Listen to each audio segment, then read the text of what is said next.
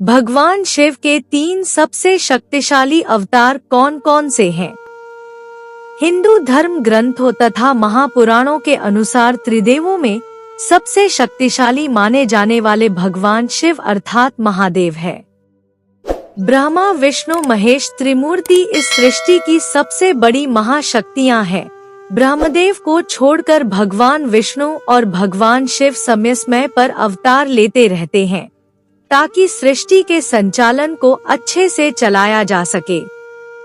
इसके लिए भगवान विष्णु अब तक 9 अवतार ले चुके हैं, जबकि भगवान शिव के अब तक 19 अवतार लेने की कथा का वर्णन किया गया है। ऐसे ही भगवान शिव के 19 अवतारों में से 3 सबसे महाशक्तिशाली अवतारों के बारे में आज हम चर्चा करेंगे। देवों के देव महादेव सृष्टि के विनाशक हैं, जो कि इस सृष्टि से जीवन तथा अहंकार बुराइयों आदि का अंत करते हैं। जब जब इस सृष्टि में अहंकार अपने चरम पर पहुंच चाहे, तब महादेव ने विनाशकारी अवतार रूप में आकर अहंकार का नाश किया है।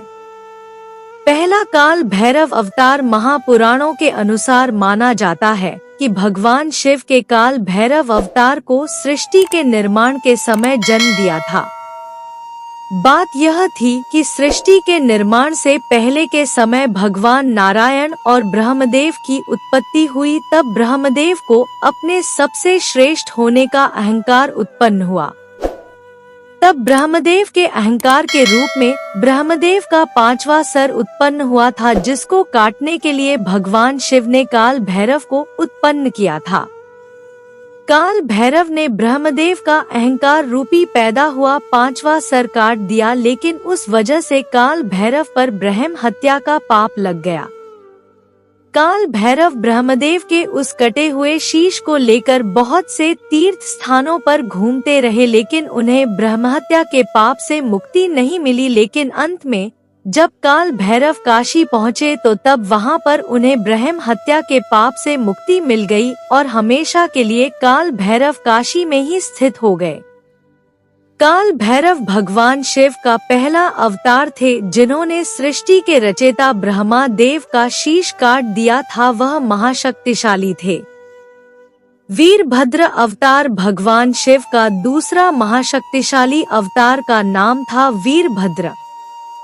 वीरभद्र की उत्पत्ति भगवान शिव की पत्नी सती के पिता प्रजापति दक्ष को मारने के लिए हुई थी। प्रजापति दक्ष का अहंकार इतना अधिक बढ़ गया था कि वह भगवान शिव की पत्नी माता सती के मृत्यु का कारण बन गया था। माता सती के मृत्यु से भगवान शिव इतने अधिक आहत हुए कि वह क्रोध में तांडव करने लगे, जिससे यह सृष्टि कांपने लगी थी। तब तांडव करते हुए महादेव ने अपनी जटा का एक हिस्सा उखाड़कर जमीन पर फेंका, जिससे वीरभद्र की उत्पत्ति हुई।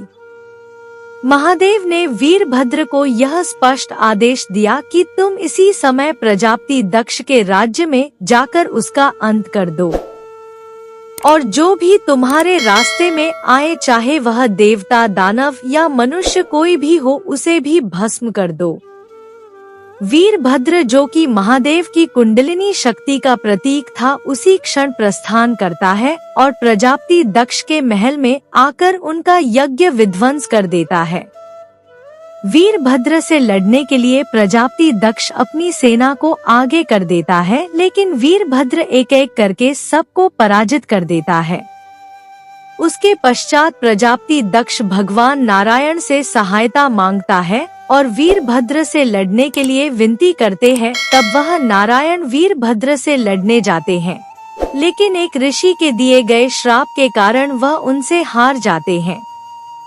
कुछ ग्रंथों में यह भी वर्णित है कि भगवान नारायण ने वीरभद्र पर सुदर्शन चक्र से वार किया, तो वीरभद्र ने उनका सुदर्शन चक्र निगल लिया। तब नारायण को यकीन हो गया कि आज प्रजापति दक्ष की मृत्यु निश्चित है, इसलिए उन्होंने वीरभद्र से कहा कि अब मैं आपके रास्ते में नहीं आऊंगा। यह कहकर भगवान विष्णु वीरभद्र के रास्ते से हट गए हो। वीरभद्र ने अपने खड़ग से प्रजापति दक्ष का सिर धड़ से अलग कर दिया। प्रजापति दक्ष का वह सर उन्हीं के यज्ञ में जाकर गिरा और भस्म हो गया। दक्ष का वध होते ही वीरभद्र वहां चला जाता है। भगवान शिव के तीसरे सबसे महाशक्तिशाली अवतार का नाम है हनुमान, जिन्हें हम बजरंग बली, अंजनी पुत्र, पवन पुत्र, संकट मोचन, मारुति आदि के नाम से भी पूजते हैं। बजरंग बली हनुमान जी की शक्ति से हर कोई परिचित है। भगवान शिव ने वानर राज केसरी की पत्नी अंजनी को यह वरदान दिया था कि उनके गर्भ से उनका अंश अवतार जन्म लेगा। बजरंगबली हनुमान जी के जन्म का मुख्य उद्देश्य भगवान विष्णु के अवतार श्री राम के अवतार लीला में सहायता करने के लिए हुआ था। भगवान विष्णु श्री राम का अवतार लेकर धरती पर से राक्षसों के बने हुए अत्याचारों का अंत करने के लिए मानव रूप में आए थे। श्री राम की इस लीला में उनका सहयोग करने तथा राक्षसों का नाश करने के लिए भगवान शिव के 11वें रुद्र अवतार एक वानर के रूप में अवतरित हुए।